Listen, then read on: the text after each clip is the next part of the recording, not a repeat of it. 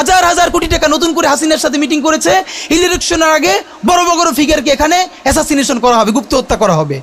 পুরো এখানে ভারতীয় আধিপত্যবাদ এখানে সব থেকে বেশি অ্যাক্টিভ আছে। এখানে আওয়ামী লীগের হাজার হাজার কোটি টাকা, তার সচিবরা, তার পুলিশরা, তার পান্ডারা সব রয়ে গেছে। আর্মির মধ্যে একটা বড় অংশ রয়ে গেছে, কোনো সংস্কার করা হয় নাই। তারা বারবার স্যাবোটেজ করবার চেষ্টা করছে, এই রাষ্ট্রকে, এই সরকারকে ফেল করানোর চেষ্টা করছে। তো আপনি মুক্তিযুদ্ধের পরে যে ৩-৪ বছর এই রকম রাহাজানি হয়েছে, সেটাকে যদি অটকুন দিতে পারেন যে নতুন রাষ্ট্র গঠনের আগে এই ঝামেলাটা হয়, তাহলে এই যে নতুন বাংলাদেশের স্বপ্নের মধ্যে এইগুলোকে আপনি বড় করে মপ করে ফ্রেমিং করেন, আপনি এই জবান যে আপনার না, এই জবান যে দিল্লির জবান, ভারতীয় আধিপত্যবাদের জবান, সেইটা বুঝতে আমাদের পিএইচডি করা লাগে না। সুতরাং জুলাই সনদের সাথে নির্বাচনের ক্ষেত্রে শুধু আমাদের 2 মিনিট কথা। নির্বাচন হতে হবে। আমি একটু ভদ্রতার সাথে এবং শ্রদ্ধার সাথে বিনয় আমি জানাচ্ছি যে ভাইরা যেটা বলেছেন সকল দল মিলে আগামী 20 বছর নির্বাচন না হোক, না, এটা আমরা চাই না। আমরা নির্বাচন চাই।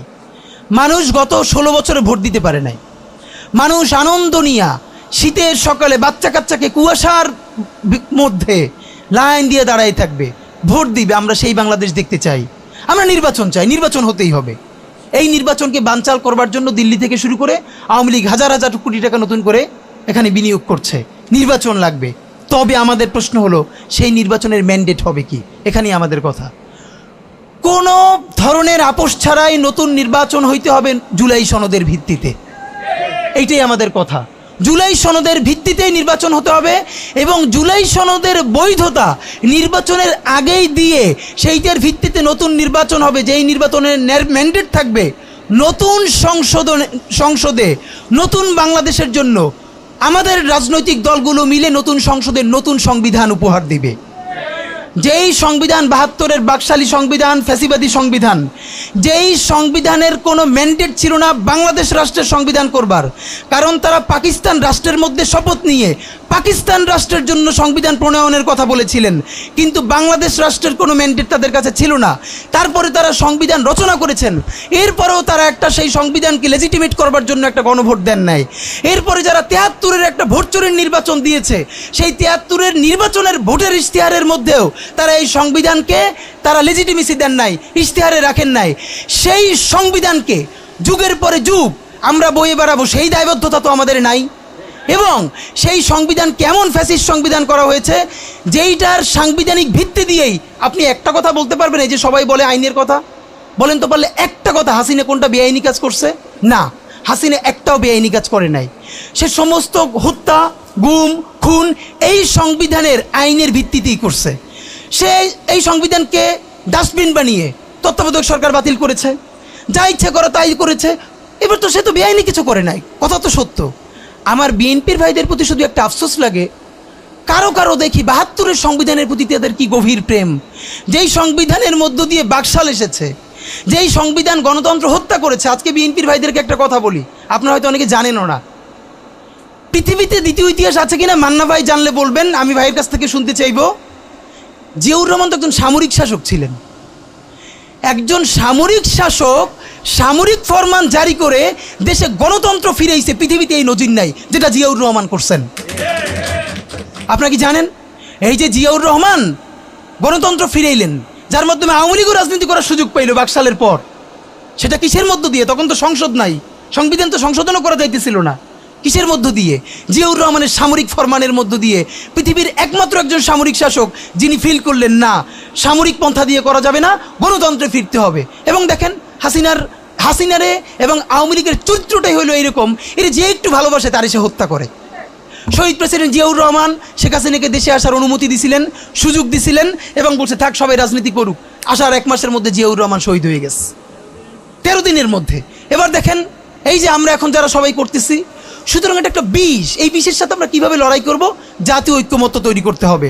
সুতরাং পলিটিক্যাল পার্টি এবং সবার প্রতি একটা কথা, প্লিজ আপনারা বিএনপিকে শতভাগ কর্নার করে দিয়েন না। বিএনপি এই আধিপত্যবাদ বিরোধী লড়াইয়ের জন্য আমাদের একটা বড় শক্তি। এই শক্তিকে এত বেশি কর্নার করা যাবে না যাতে তারা গিয়ে আওয়ামী লীগের হাত ধরে ফেলে। তারা যদি আওয়ামী লীগের হাত ধরে ফেলে তাহলে লড়াইটা তো আমাদের জন্য আরও কঠিন হয়ে যাবে। বরং বিএনপির প্রতি আমাদের চ্যালেঞ্জ হলো, যেই বিএনপি বাকশালী সংবিধানের প্রতি প্রেম দেখাবে, তারে শহীদ জিয়ার ছবিটা সামনে এনে বলতে হবে যে এই বাকশালী সংবিধান তো জিয়াউর রহমানই ছুঁড়ে মারছিল। বেগম জিয়া বলেছেন এই সংবিধানকে ছুঁড়ে ফেলা হবে। ওমা এখন বেগম জিয়ার চেয়েও নতুন বিএনপি আসছে, বেশি প্রেমের বিএনপি। যেই শহীদ প্রেসিডেন্ট জিয়াউর রহমান ইসলামোফোবিক জায়গা থেকে বাংলাদেশের মুসলমান, বাঙালি মুসলমান সব আইডিয়াকে ধারণ করে বাংলাদেশের জাতীয়তাবাদ তৈরি করলেন। এখন একটা নতুন বিএনপি গজাচ্ছে, কেউ চেষ্টা করতেছে পুরো বিএনপিটাকে একটা ইসলামোফোবিক বিএনপি করা। এ কি ভাই, ইসলামোফোবিক বিএনপি সে কোথায় যাবে? সে কি দিল্লি যাইতে চায়? আমরা আমাদের প্রথম চ্যালেঞ্জ হলো স্বাধীনতা সার্বভৌমত্ব রক্ষার স্বার্থে এই বিএনপিকে শহীদ জিয়ার কাছেই রাখতে হবে, এই বিএনপিকে বেগম জিয়ার কাছেই রাখতে হবে। নাম্বার 2, আমাদের সামনের নির্বাচনে ম্যান্ডেট কি হবে এইটা সুস্পষ্ট।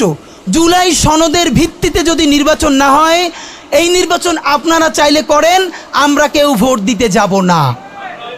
নাম্বার 3, সেই নির্বাচনের পরে সংসদের ম্যান্ডেট কি হবে? সংসদে জুলাইয়ের বর্তমান সনদে যেটা স্বাক্ষরিত হবে সবার ঐক্যমত্যের ভিত্তিতে, এটা নির্বাচনের আগে মানে সংবিধান সংশোধন করা ছাড়াই অধ্যাদেশের বলে বলে যেটা করা সম্ভব সেটা আগেই করে ফেলতে হবে এবং তাকে দিয়ে নির্বাচন করাইতে হবে। এবং আমাদের বিএনপির বন্ধুরা বলছেন 2 বছর সময় নিয়ে তারা সংসদে এইগুলো পাশ করাবেন। 2 বছর চলবে না, সর্বোচ্চ সময় 6 মাস। সংসদের প্রথম 6 মাসের মধ্যে জুলাই সনদের সমস্ত কথাগুলো সংবিধান ইনকর্পোরেট করতে হবে। যদি পারেন নতুন সংবিধান করতে হবে, নতুন সংবিধান করতে না পারলে এইটার মধ্যে ইনকর্পোরেট করতে হবে। রাজনৈতিক বিভাজনের ফাঁকে একমাত্র সমস্ত সুবিধা নেবে ফ্যাসিবাদ, ফ্যাসিবাদের শক্তি এবং আওয়ামী লীগ।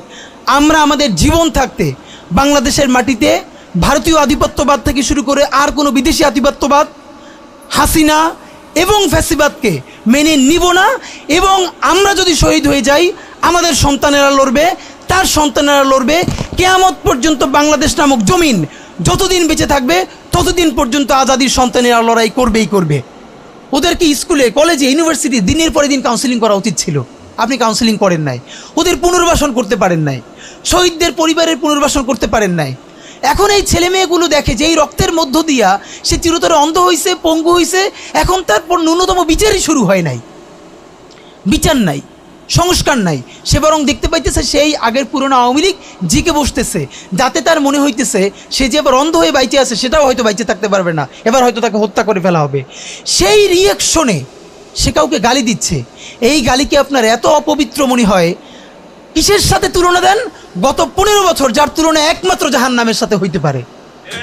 তো আপনারা কি বুঝাইতে চান আমাদেরকে? এগুলো মনে করেন আমরা বুঝি না?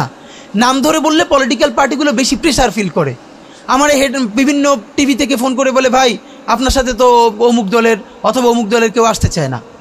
এখন এই জন্য আমার কি হয়েছে, তারা যাতে একটু ট্রাস্ট পান, একটু কনফিডেন্স পান, এই জন্য কথার উত্তর দিই না। আমার এক বড় ভাই টকশোতে বললেন, তুমি থাক, ওনারা মুরব্বী মানুষ, তুমি যদি 2 শব্দ কম বলো তোমার জীবন পড়ে আছে, কিছু হবে না। তাই ওনাদেরকে 2 শব্দ কম বলতে বলতে ওনারা এমনই হয়েছে, ওনারা মাইনেই নিতে পারে না যে এই বাচ্চারা না থাকলে ওনারা যে এখনো জেলে থাকতো অথবা বাড়ি বাড়ি পালাইতো, এইটা ওনাদের ভুলেই গেছে 1 বছরে। তো সেই বাচ্চার গালিগালাজরে আপনার এত খারাপ লাগে? আমি বলেছি সমস্ত গালিগালাজ বন্ধ হয়ে যাবে। আমি এখন আপনারা চাইলে আমার কাছে একাডেমিক থিসিস আছে কেন গালি দেওয়া যাবে। শুধু গালি দেওয়াই যাবে না, এই গালি কেন বৈধ এমনি তো বলা যাবে না, যে একাডেমিক থিসিস আছে। আমি আন্দাজে কথা বলি না, আমি একটা বিশ্ববিদ্যালয়ে পড়াইও। তো এইটা আমি বলতে চাই না, তখন আবার বলবেন যে গালিকে প্রমোট করে। কিন্তু হ্যাঁ, আপনার চোখের সামনে শহীদ রিয়াগোপ এর বুলেটটা ভিতর থেকে ঢুকে এরপরে পিছনের ওয়ালে গিয়ে লিখেছে, সেই ওয়াল 2 ইঞ্চি ছিদ্র হয়ে গেছে। এই রাষ্ট্রের এমন কোনো লিথাল ওয়েপন আর্মির কাছে, পুলিশের কাছে, বিজেপির কাছে ছিল না যেইটা সাধারণ নাগরিকের উপরে এই হাসিনা ব্যবহার করে নাই। আপনার বুকের মানিক আপনার সামনে বসে কলিজা ছিঁড়ে ওয়াল ছিদ্র হয়ে যাচ্ছে, তখন আপনি রবীন্দ্রসঙ্গীত গাইবেন? আপনি কি করবেন তখন? এখন মুশকিল হলো, এই গালি নিয়ে যারা কথা বলে তার কোনো সন্তান শহীদ হয় নাই, তার বাবা মাও শহীদ হয় নাই, কেউ অন্ধ হয় নাই, পঙ্গু হয়ে নাই, তাই গালি এত বিষ লাগে, আর আওয়ামী লীগ তার মধুর মতো লাগে। তো এখন আমি সর্বশেষ যে কথাটা বলতে চাই, আপনারা একটা মিডিয়ার ভাইয়েরা কাইন্ডলি চেষ্টা করে দেখেন, এই যে গৃহযুদ্ধটা হওয়ার কথা ছিল, হইল না, তো অশান্তি তো কিছু থাকবেই, আমরা তো রাষ্ট্র গঠন করব। এরপরও তো তুলনামূলক অনেক কম হচ্ছে।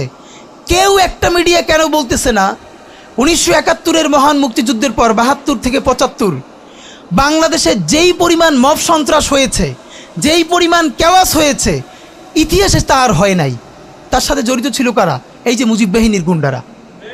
আমার বাবা আমার মা বলেছে মুক্তিযুদ্ধের পরে যে অস্ত্রগুলো জমা দেওয়া হয় নাই, সেই জমা না দেওয়া অস্ত্র থেকে প্রত্যেকটা বাড়িতে বাড়িতে ছিনতাই রাহাজানি। আমার মায়ের আজকে এই কথাটা বলি, আমার মা বলতেছেন আমার নানা একজন সম্ভ্রান্ত আলেম, তিনি যেখানে থাকতেন মুক্তিবাহিনী এবং পাকিস্তান বাহিনী কেউই তাকে কখনো আক্রমণ করেন নাই তার সম্মানে।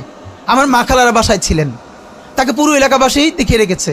বাট মুক্তিযুদ্ধের পরে আমার মা বলেছে, তখন তার বয়স 16, আমার মা আমার খালা এবং এলাকার অনেক মেয়েদেরকে যাদের চেহারা একটু ভালো ছিল তাদের গায়ে কালি মেখে তারপরে অনেক সময় মাটির নিচে বাংকার বানিয়ে বা বিভিন্ন জায়গায় রাখা হতো তাদের সম্ভ্রম রক্ষা করবার জন্য।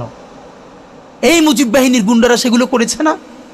এমন কোনো চিন্তা নেই। ব্যারিস্টার ফুয়াদ ভাই সেদিনকে বলেছেন তার বাবা সে অসংখ্য সালিশ করেছে তাদের এলাকায় যে এই গুন্ডাগুলো মুক্তিযুদ্ধের পর বিভিন্ন জায়গায় ছিনতাই করতো, তারপরে এলাকাবাসী আইনে গাছের সাথে বাইধে রাখতো, এরপর এলাকার মুরব্বীরা আবার সব উদ্ধার কইরা মানুষের কাছে কাছে দিয়ে আসতো। হওয়ারই কথা ছিল একটা নতুন রাষ্ট্র, আইনশৃঙ্খলা বাহিনী প্রতিষ্ঠিত হয় নাই, প্রচণ্ড কেওয়াজ হবে, তারপরে নতুন রাষ্ট্র গঠন করতে হবে, আইনশৃঙ্খলা বাহিনী ঠিক করতে হবে, স্বাভাবিক তো। তাহলে মুক্তিযুদ্ধের পরের কেওয়াজ যদি আপনার কাছে মব না হয়, তাহলে এরকম তুমুল গণহত্যার পরে যখন গৃহযুদ্ধ হয়ে যাওয়ার কথা সেইটা হয় নাই, বরং এখনও এখানে এস আলম